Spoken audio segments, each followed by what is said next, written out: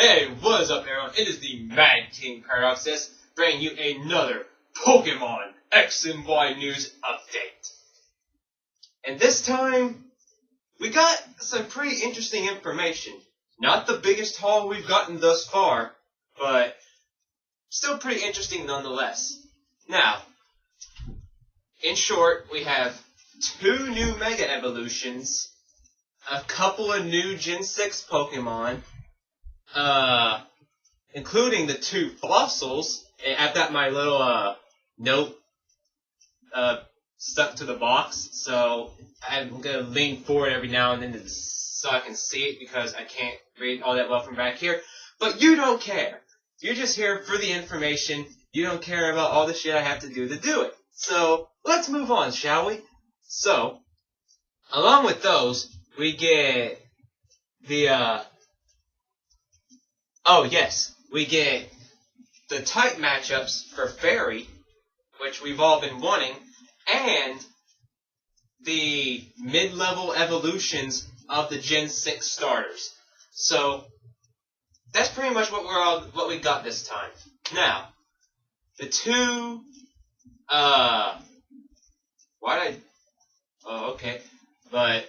the 2 new Mega Evolutions.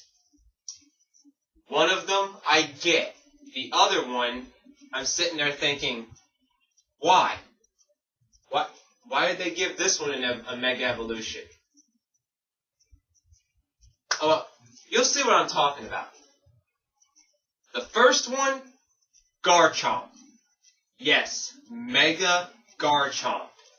A pseudo-legendary has gotten a Mega Evolution. Yeah. Now, for those of you who don't know what a pseudo-legendary is, first off, where the hell have you been? And second off, all you need to know about them is that their base stats are 600 plus, so they are OP as shit for non-legendaries. Yeah, a pseudo-legendary is pretty much the highest tier below legendary. So, now one of them has gotten a Mega Evolution, and its Mega Evolution, it makes it look more predatorial. Now, we all know how Garchomp looks. Imagine that, except more ferocious. And that's pretty much what it looks like. But this brings to mind, if they gave this pseudo-legendary a Mega Evolution, what's to stop them from giving the rest of them Mega Evolutions? You know, we can have a Mega Dragonite, a Mega Salamence, a Mega Metagross, a Mega Tyranitar. You know, it's pretty much all up in the air at this point. We can get anything. Now, that's the one I didn't understand, because Lucario, he's not exactly a pseudo-legendary, but at the same time, he's OP as shit, just like a pseudo-legendary. It's like legendary, pseudo-legendary, and then there's that tier right there that Lucario is in that's not pseudo-legendary, but OP as shit as pseudo-legendary still. And so, the next Mega Evolution is a Pokemon X exclusive. And we've heard rumors about this, but now it's confirmed. Mega Mewtwo has 2 forms.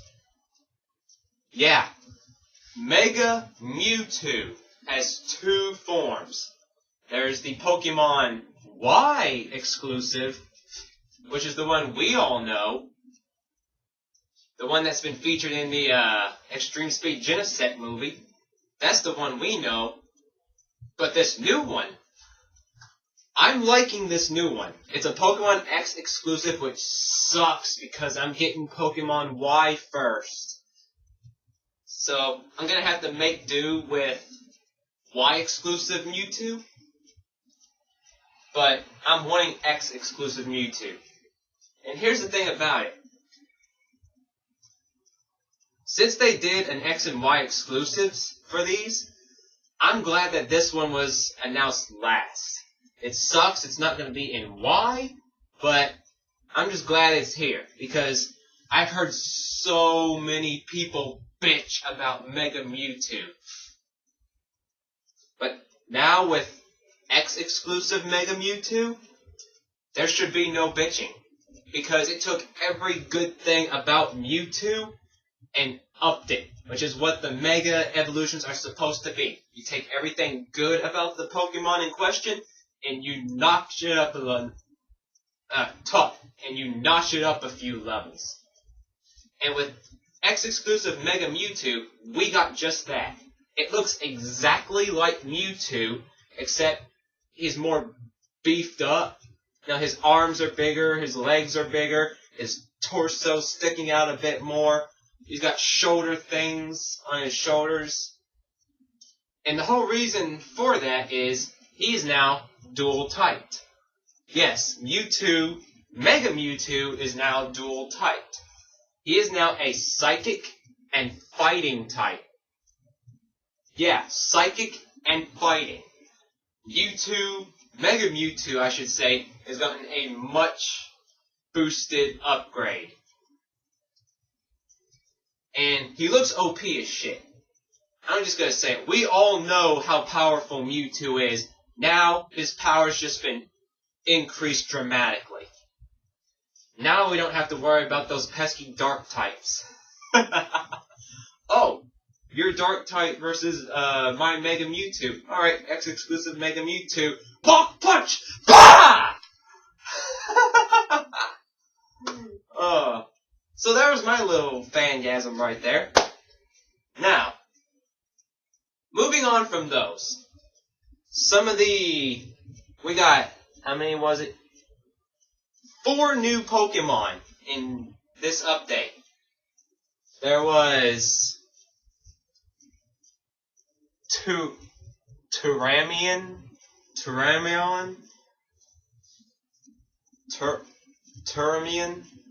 something along that line. And it is a poodle Pokemon. It's a dog that looks like a poodle. Which, I don't know what type it is, but I still think it's pretty interesting because of the mechanics of this gen now. Because from pictures we've seen of it, it has alternate hairstyles, I believe, and alternate color styles. So, since we can now customize our character, what if we can now customize certain Pokemon? What better one to start with a poodle? And so, there's also another Pokemon that was announced that can do that. One of the first fairy types we got, the little, I can't remember what its name was, but it was the little one on a flower. Like it's holding on to the stem of a flower. Apparently, within certain regions, depending on where you are, the flower changes color. So, we're starting to see that this gen is having more variations in customization, not within the characters themselves, but within certain Pokemon. You know, kind of like how in Gen 5, when we had Sawsbuck and Deerling that could change colors with the seasons. It's kind of like that. Now, another one was, and I'm going to butcher this name, Yanikusu. I believe it's called Yanikusu. It is a psychic cat Pokemon. And going along with the theme of variations, it comes in 2 forms. A male form and a female form. Obviously. Now, kind of like I don't want to say Nidoran male and Nidoran female, but I'm wanting to say more along the lines of, what's a good one? I can't really think of any at the moment, but basically, the male one looks more male, the female one looks more female. That's pretty much the only difference. Well, not really the only difference, the only physical difference. But I've seen a lot of people fuck this up when they did reviews over this, so I'm going to get it right. The female version is more aggressive, while the male version is the supporter. A lot of people have been getting it the other way around, but from what I know, the female is the assaulter, while the male is the supporter. So, and like I said, they're both psychic types. I heard that the male gets Miracle Eye, while the female gets Extrasensory, but I'm not entirely certain about that. That's just what I've heard. Now, for the fossil Pokemon of this gen. The first one is Amaterasu, I believe it is. Yeah, Amaterasu. It is a rock and ice type, and it looks like a Brontosaurus. You know, it's small, it's kind of got that ice sheen on it. It's got the long neck with two things sticking out of its head. Not horns, but like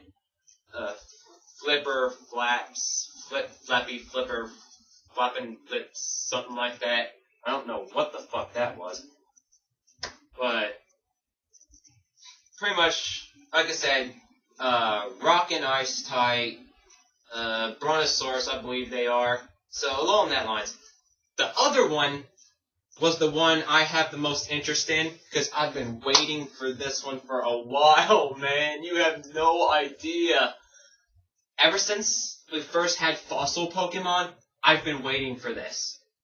We got Aerodactyl, and that was close. But it's not what it was supposed to be.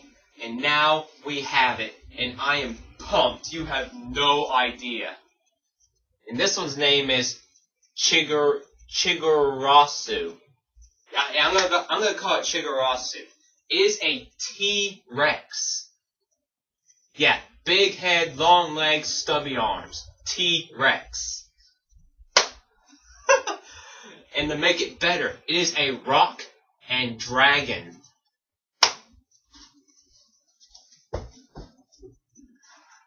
Oh man, I fangasmed hard when I saw that. You have no idea.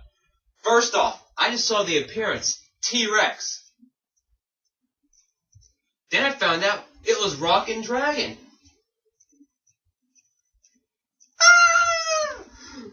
Oh, I was happy as a motherfucker, man.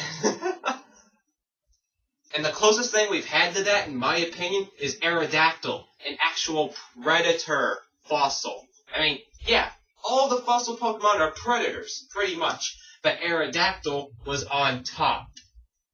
Now, we have Chigarasu, the T-Rex, the land version, the one that we've all been waiting for. He's actually a dragon. He's rock and dragon, which I'm surprised I didn't do that with Aerodactyl, but I get rock and flying because, you know, it's a fucking pterodactyl. So, Aerodactyl, I commend you. You've held your spot at the top for quite a while, but now it's time for you to share the spotlight, because Chigarasu and whatever its evolved form is coming up there with you. So, ooh, I'm excited about that. I really am. Okay. After that, we got the fairy type, I completely forgot what I was about to say. The fairy type matchups, I should say. We find that it is super effective against Dragon and Dark. Okay. Easy to understand. We assumed that already. We knew about Dragon. Dark we assumed. It is not very effective against Fire, Poison, and Steel. Okay. Now, Poison and Steel are super effective against it, and Bug and Dark are not very effective at all. But I'm not certain about Bug, because that just seems, it might be correct, but at the same time they might have meant to say Dragon and Dark, since, you know, Dragon and Dark, fairy type is twice, is super effective against, so I'm going to say Dragon and Dark are not very effective just because it fits. But that might be correct. I'm not entirely certain. Now, the last thing was we got the mid-level. We got the mid-level Gen 6 starter Pokemon.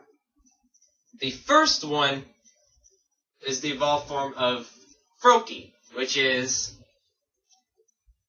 Gecko Gashira. And not really it's still a water type. Not much of a the only real difference between the two is that Gecko Gashira looks more frog-like. You know how it's a bigger frog. It has more frog-like characteristics. You know, its legs are longer. Its neck's more stretched out. The cloud on its neck is flowing more down its back. So it's pretty much a bigger version of its original self. Not really much of a difference there. Looks cool, but not that drastic of a change. The second one is Finnegan's evolution, which is... I cannot read my writing. Tiruneu, I believe I spelled. I cannot read my handwriting. And it is a pure fire type that learns Psyshock. So I was happy about that because finally it's not a firefighting. That's all I cared about, was that it's not firefighting. But I'm liking where they're going with this. Its final evolution is obviously going to be Fire Psychic. And I'm liking the concept they're going because it's standing on hind legs now. And if you look close, you see that its tail has a wooden stick coming out the tip of it. So, pretty much, its tail is now a broom. Yeah. Broom. So, I'm kind of looking forward to its final evolution because it's starting to look pretty witch-like, which I think is a cool concept. Now, Chespin's evolution.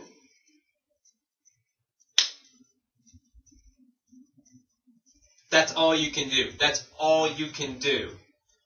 What the hell happened to Chespin? Everyone was so hyped about Chespin's evolution, and we got derp. That's the best way to describe it, is derp. Now, hold on, I'm going to look at the name real quick. It is Hirabugu, I believe its name is. It's a pure grass. We haven't had this in a while. All three of the starters' mid-level evolutions are single-typed. So they're not going to get their dual typing, if they do get dual typing, which obviously they're going to, until their final evolution. Now, Hirabugu looks like a grass version of Pignite. That's pretty much what it looks like, a grass version of Pignite. It's short, it's stubby, it's round, except Pignite looks better. But at the same time, I'm waiting until its final evolution. You know, because Pignite was decent, I'll give him that. So, Hirabugu, I'm going to wait to see what its final evolution is before I give any criticism. Because I don't want to stand here and say, oh, you know, its design sucks, it looks retarded, yada, yada, yada. And then its final evolution be beast. So, I'm waiting. Once I know what the final evolution is, I'll give my 2 thoughts in. But it's also good to note that it learns Mudshot. Was it Mudshot? Yeah, Mudshot. So that kind of hints at a grass and ground, but that's just speculation at this point, so we don't really know. So that's all the news for the latest news for Pokemon X and Y. This has been the Mad King Paradox S, and oh, I almost forgot. I'm going to give a special shout out to my friend Tori because she saw my last video and she gave me a shout out in her video. Cool girl, very cute. You should go check her out sometime. You can watch her put on makeup within 5 minutes while getting hammered. So, always a fun watch. So, that's all I wanted to say. This has been the Mad King Paradox S, and I will see you all next time.